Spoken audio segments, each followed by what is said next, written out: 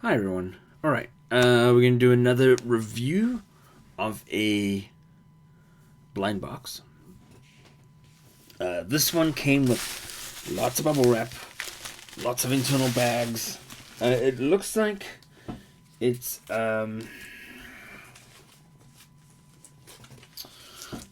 4, 6, 7 comics, raws, and a slab and a custom piece of artwork. Um, just so you know where my eyes are going, camera's here. My image is there, which I'm obsessed with looking at, of course. The comic image for me is there, and my work is here. So I'm trying to shoot this during breaks.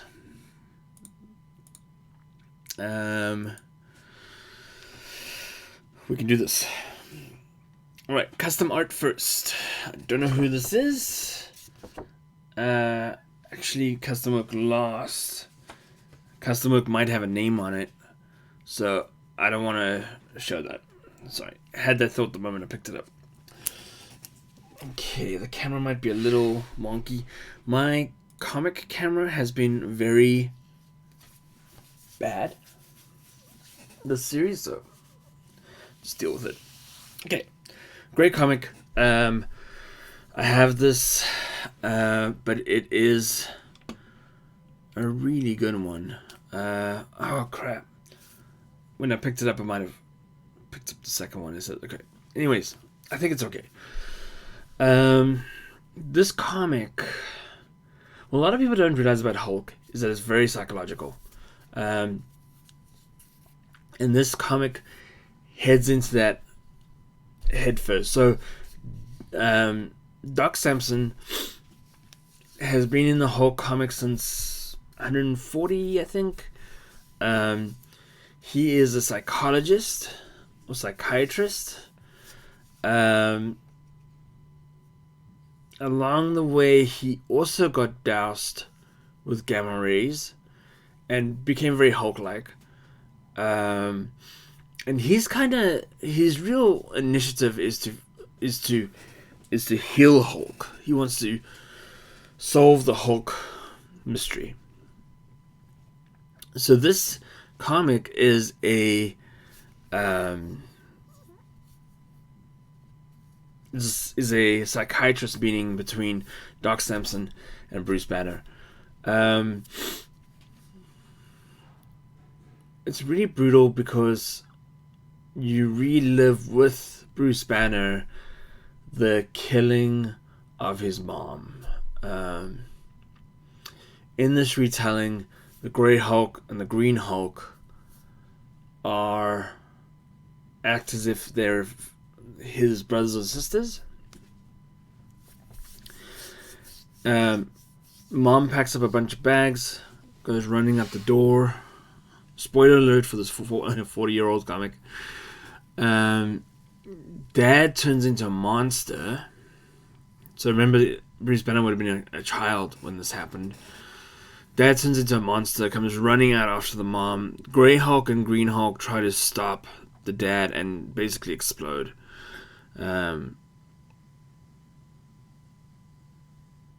Monster throws Rebecca, Hulk's mother, to the ground, killing her. He then returns to his father, Lux. Whole thing disappears. Rebecca says to Banner and Grey Hulk and Green Hulk, everything's over now. Everything's gonna be okay. Sorry, I got allergies.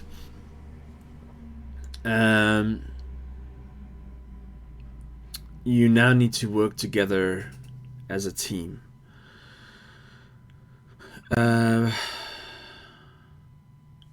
Once that's said, Banner slowly starts to turn green.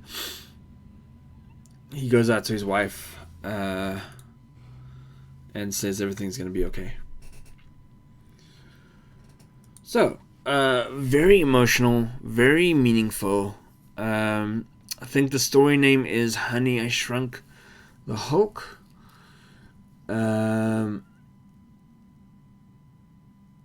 Beautiful story. Value wise, it's a. I mean, is it still alive? Yeah.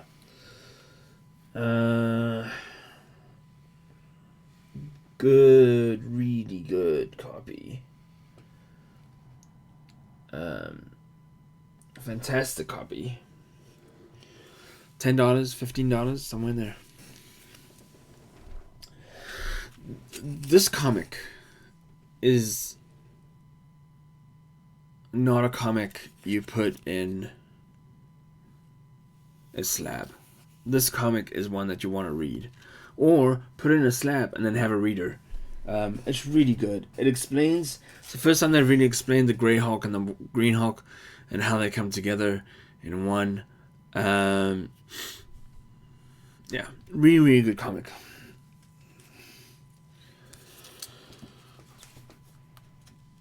Alright, this is gonna be hard to show on camera, I think. So, this is. There we go.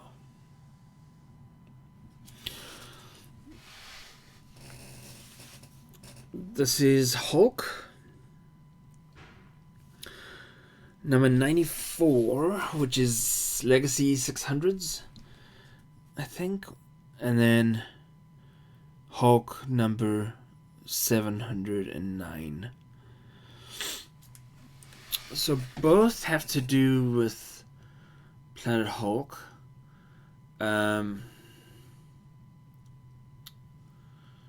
One is Bruce Banner's Hulk, and the other is Amadeus Cho's Hulk. What I like about the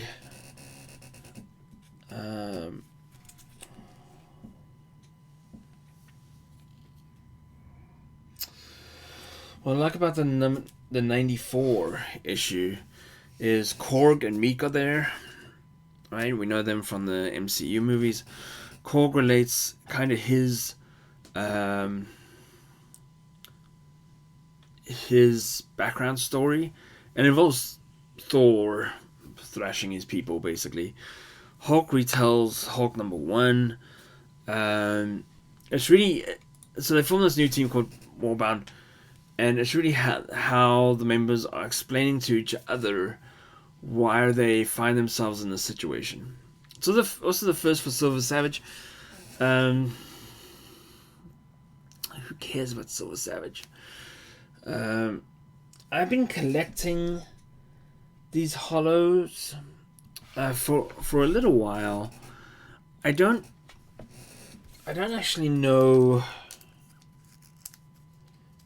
why they're doing this.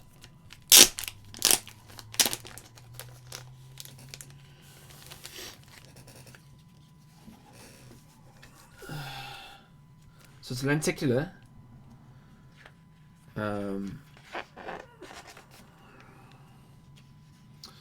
So there's the Amadeus Cho story.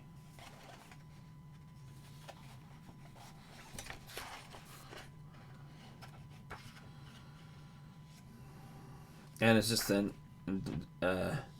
just the Cho storyline. So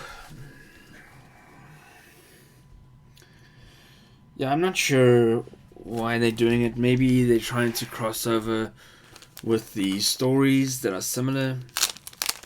It's really hard to price these because it means different things for different people. I'm going to put a price up on the screen after I do some research. This copy is very clean. Very, very clean. I will tell you this, that while these don't often need pressing, it's a paint press.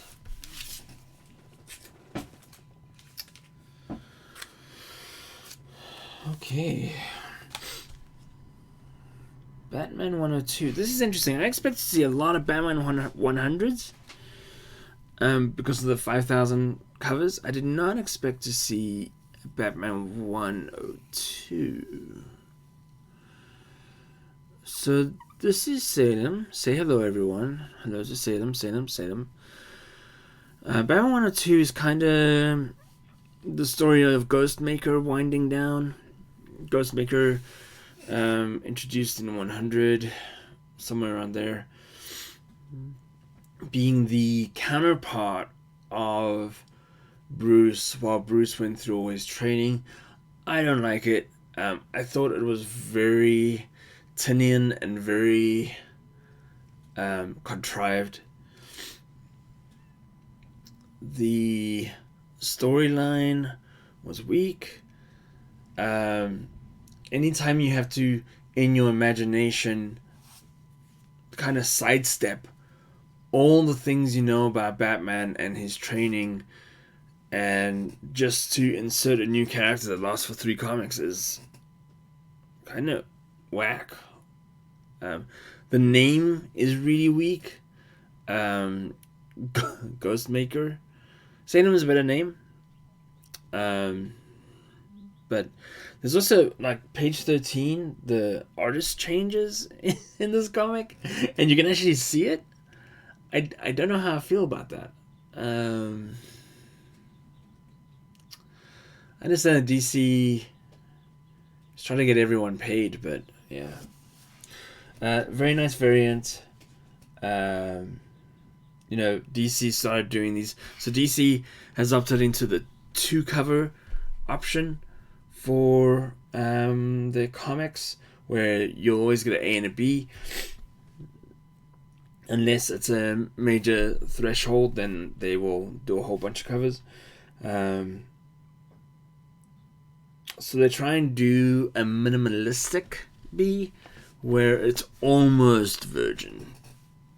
Almost. It will not stop a volcano from exploding. If you got that reference, you might be a fan of Joe vs. the Volcano.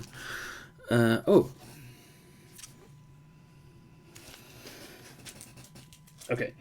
I turned the comic over and there was a comic on the back. So I had to check the other ones to make sure I wasn't missing out on comics. Deathstroke versus Batman 31. Nightmare at 30,000 feet. So this comes directly out of Deathstroke 31. In this one, you kind of figure out that Slade, and I'm sure that you knew this before, but Slade is a mental mess. He imagines his antagonist in this. He imagines a lot, and you kind of have to, when you're reading it, you gotta decipher if he's imagining it or if it's real. Yeah, it's a good comic. Put like $5 on it, $5 to $7. Sorry. At some point, Slade has already been, or Deathstroke's already been signed up for a series. At some point, we'll see him if DC makes it through the next 3 months. It's very cool. Batman 102. I would put $4 on that, on the variant. It's really pretty, but it's Batman 102.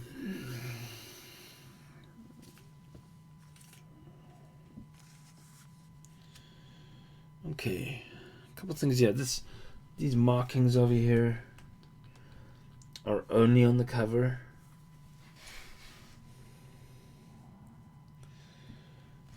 So I think most of us will recognize Snyder's Dark Knight's Death Metal number 4. So the story for this is called A Shot in the Dark. And the cover kind of indicates that. So there's a Ozzy Osbourne, I'll put a picture up. There's an Ozzy Osbourne Sorry, my chair's very squeaky. Ozzy Osbourne single called "Shot in the Dark," and the cover of the single has a woman standing there, and Ozzy as a kind of beast of hell next to her, and he looks a lot like the Batman Who Laughs over here. A little bit of irony, too, instead of the smiley face, which we've seen Batman holding up the Watchman smiley face before. The Batman is laughing or smiling, and the smiley face is frowning, which is the opposite often of how Batman is depicted and a smiley face is depicted.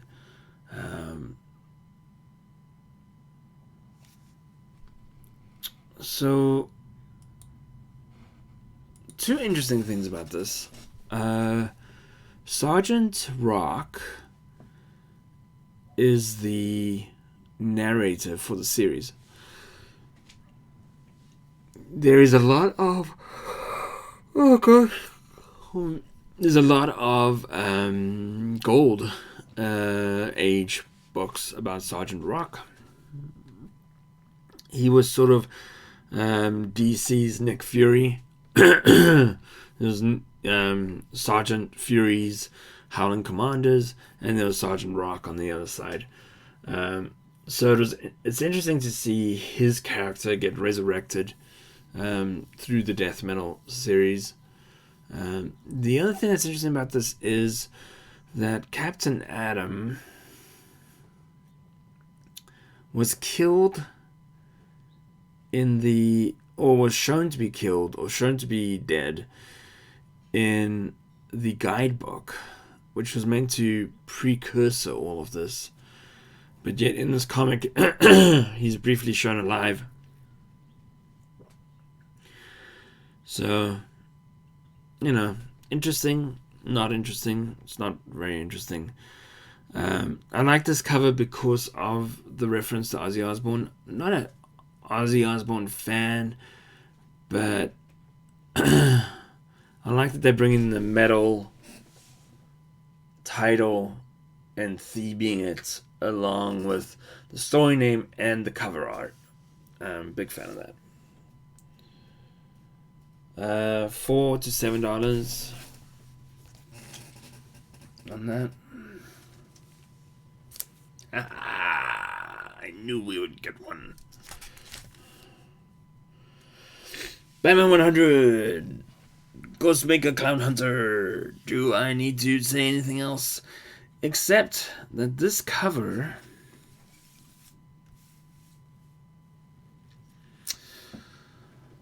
So, it's meant to be like this. Batman's falling, and Joker's falling on top of him with his Joker-mobile. This cover is fantastic. Sorry, there's so much glare. It's the nature of looking at comics in polybags. It's a nightmare. There's so much great things to see in this cover. Joker looks really good. I'm a Joker fan, so there's knives everywhere coming out of his boots. He's got them in his hands. An electric eel. It's got flour on his lapel. Just really, really great representation of Joker. He's driving the motorbike mobile thing like it makes no sense at all. His legs are strapped around the handlebars, and then you got the subtleties like the bike has a horn, right? And then you have Batman. Like, whatever. So you got piranhas. You got piranhas and doves, bats, around Batman. You got the killer teeth. So very symbolic at the same time.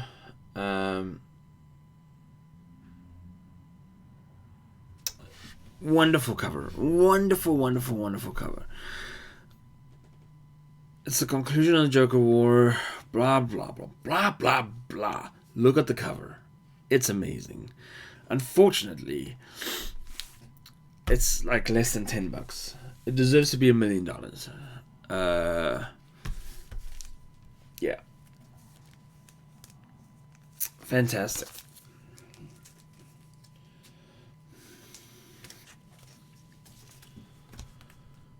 Rise of the New God. So, at this point in death metal, Batman Who Laughs has kind of gathered together everything he needs to become the god of the multiverse and omniverse, and to do what he wants with it. And that's what he's doing on the cover. I feel like a lot of people enjoy death metal, but I feel like it went too long. You could shoot me for that. I don't care. The artwork is different on this. You know, it's meant to be a shadowy figure, stripping Earth away. Yeah, I think they shouldn't have done this series. And my camera broke again. Those who are watching me a lot today know that my camera keeps breaking. Alright. This is interesting. This is very interesting.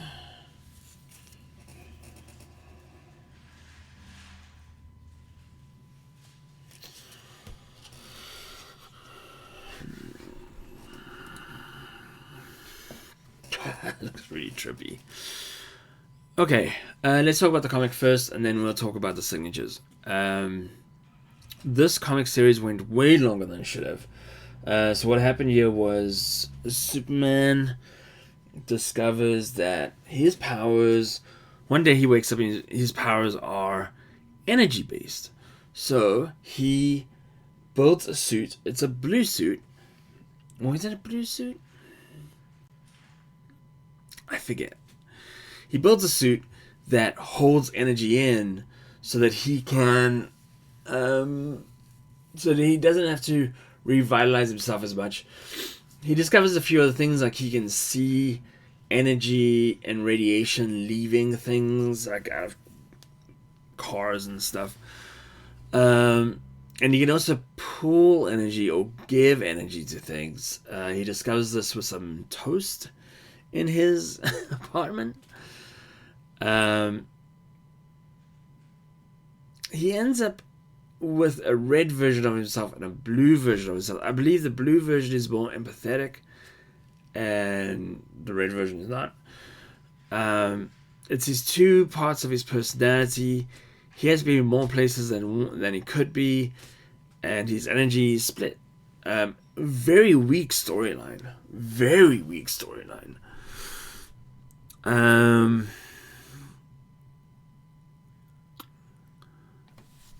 It kind of gives you the feeling of...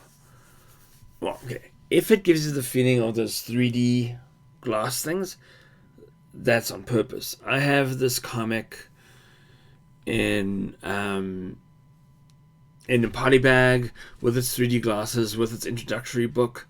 And then I have it like this as well. Not with signatures, but just raw. So this book was signed by Jurgens, Rubenstein, and Breeding. Three big names in not only the Superman world, but in comics in general. I've said this before. I don't know how to price this. if you had to go today, and you probably can't go today and do this, but if you had to go today to a Comic Con and get these 3 signatures, you'll be looking at paying probably about $100 on a 50 cents comic. I mean, this comic's in good shape. It's got some corner wear on the spine corners. There's definitely ticking going on. You have to feel it with your finger because of the way the art is. It's really hard to see.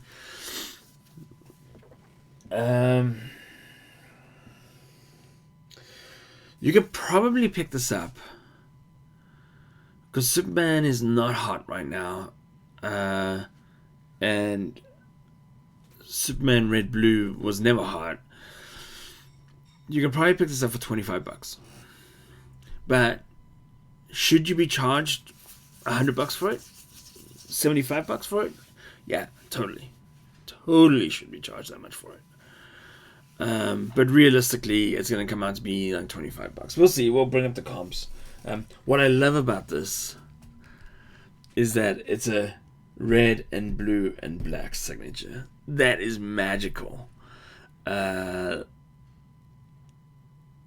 is fantastic that they went red, blue, and black because of red, blue, and black. Okay, my camera has died again, but that's okay because we're done talking with this one. So that's it for the books. I think by my estimate,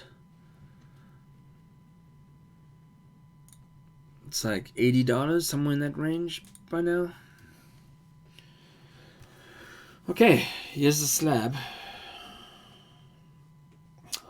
So cool. Okay, we'll talk about slabbing.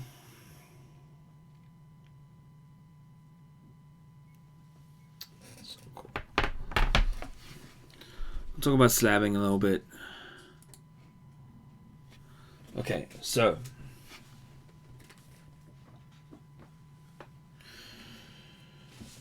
this book, very reflective. You can see my ceiling in it. Hulk smash. So it's lenticular. So there's Flash, and there's Batman. Mail call. Dog going crazy. 9.8 white pages. I don't even know why they put white pages anymore, because if it didn't have white pages, you wouldn't get a 9.8. So it's Tom King's story. And Williamson? Yeah. And then fat book cover. Fat Bach. Fabok. However you say it. Okay, so lenticular cover. Really cool. The back is lenticular as well, which is fabulous. It's a Teen Titans Judas Conspiracy DVD, and we have Red Robin. No, not Red Robin. We have Nightwing busting through the back of it, the front of it. Okay, so we'll talk a little bit about the cartoon, the comic book, the comic book. Number 22 of Batman was they're in a Flashpoint timeline, and Thomas Wayne is Batman. Bruce died with his mother in the accident, the robbery behind the theater. Then Wonder Woman, Aquaman, and Flash from Flashpoint are trying to kill Batman, who is Thomas, of course. Bruce and Flash come back through the Flashpoint. So Bruce Banner, Batman, and Flash.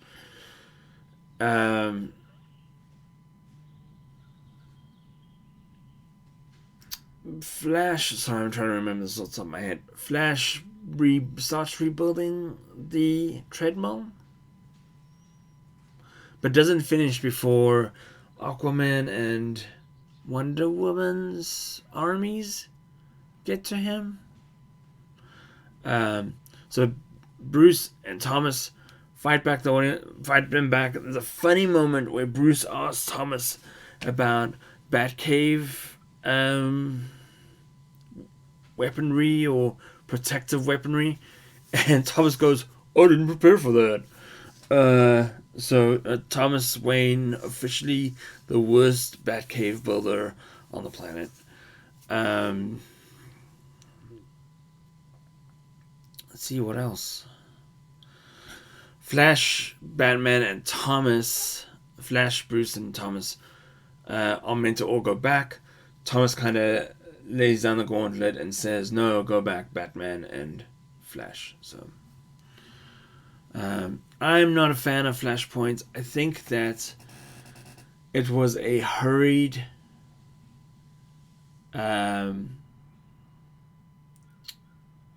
attempt to make the Justice League characters more relevant. There, I said it. It's a very nice slab. It's probably $60, somewhere in there. That's what I'm thinking. The more recent slabs, they don't have a whole lot of value now, but the value is coming. It will happen. Okay, let's go over these real quick. So we have the slab, the lenticular cover. We have the 3D Superman Red, Superman Blue, Rise of the New God, Batman 100, fantastic cover. Death Metal with the Ozzy Osbourne references. Batman 102 with another fantastic solemn cover.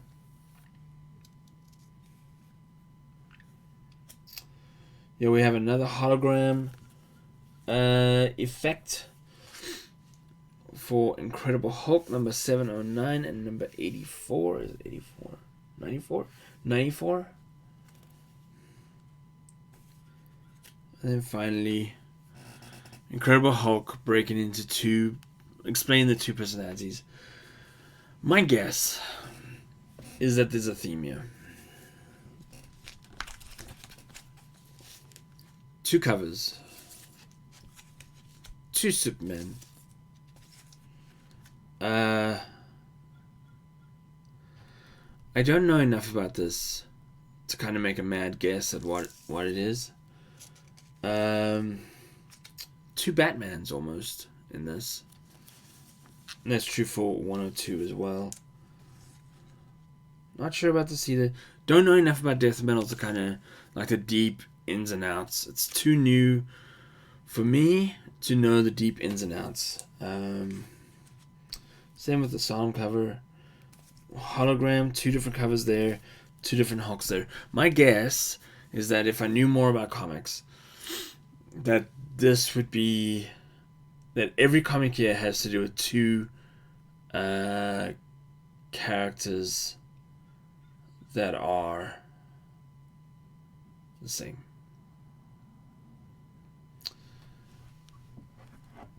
Okay, that's it. So who did this? I'll show you the art, and it's probably gonna say who did. I'm not looking at it. Oh, okay. We have Venom. A little worse for wear in the mail. I'll flatten it out.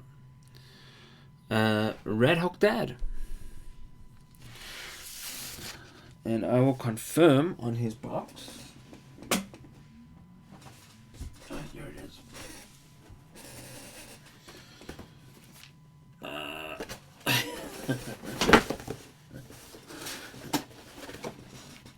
radhulkdad. Very cool. Lots of padding in this one.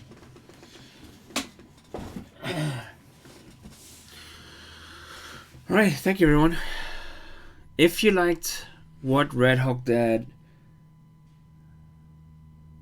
did with his books and his blind box, thumbs up this video. There is a great prize for the person that wins the People's Choice. The more votes up, the more likely they are to win. Alright, thank you everyone.